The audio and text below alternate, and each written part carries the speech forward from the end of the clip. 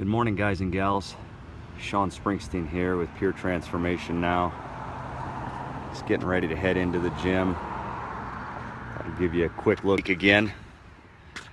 It's always funner to look at Pikes Peak than to look at me. A little hazy out today because we've got some residual smoke from the fires that are in Arizona and New Mexico. So I just throw some prayers out to those folks and the firefighters that are battling that tough situation. Wanted to chat with you guys today just real quick about Father's Day. Hey Dylan. And Father's Day, what does that mean to people? What is the significance of Father's Day? And for me, when I think of Father's Day, initially I think of dads, and you're a parent of kids. But I wanted to throw a little different twist at it today and talk about the forefathers of our country. The other night I did a stream where I talked about making America great again, and what does that mean. And I'm not a pro-Trump guy, I'm not a pro-Hillary guy, I'm a pro-America guy. And got me thinking this weekend with the birth of our country some 240 years ago. There wasn't a Father's Day in June of 1776. There were a group of guys sitting around trying to figure out, how do we come together? How do we collaborate to form a more perfect situation, to create conditions that will allow us to live the kind of life that we want to live, that will allow us to truly honor our forefathers, and at the time they were all immigrants from somewhere.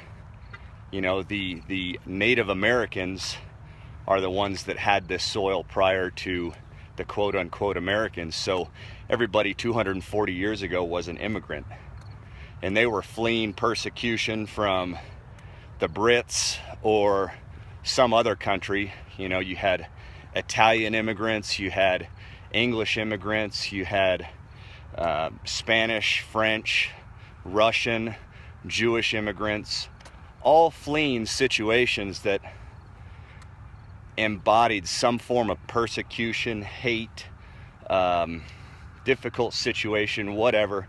And they came to our soil to come together to form a more perfect union with a collaborative mindset. Most of those fellows didn't agree with each other.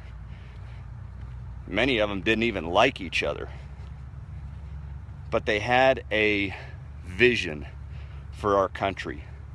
They had a want and a desire to do something for themselves, and more importantly for their family and the members of their family, to give them opportunities that maybe they didn't have in their respective countries, to get them away from the persecutions and the difficulties that they had in their other countries. And here we are 240 years later, which for most that's 7 or 8 generations, and we as Americans are expecting one person, one individual, to make this country great again. And my question to everybody out there today is, who do you think that one person is? Who do you honestly believe that one person is? Because I'm telling you right now, it's not Donald Trump. It's not Hillary Clinton. It's not Gary Johnson, the Libertarian candidate that I'll be voting for. It's not any one man or any one woman other than you. You who's watching this, you who's going to share this, you who's going to maybe link this to somebody else, me who's sitting here flapping my yapper. It's each and every one of us. It's each and every one of us that stands up each day and makes a choice to become better individually, to become a better American, to become a better father, to become a better wife, to become a better mother, to become a better husband, to become a better friend, to become a better business partner, to become a better student, to become a better son, to become a better daughter, to become a better whatever. That's what this country, that's what our forefathers have created for us, that very opportunity. Yet here we sit 240 years later and we're wasting it away, yelling and screaming at each other, expecting one person to fix it all. And I'm telling you right now, that one person is you.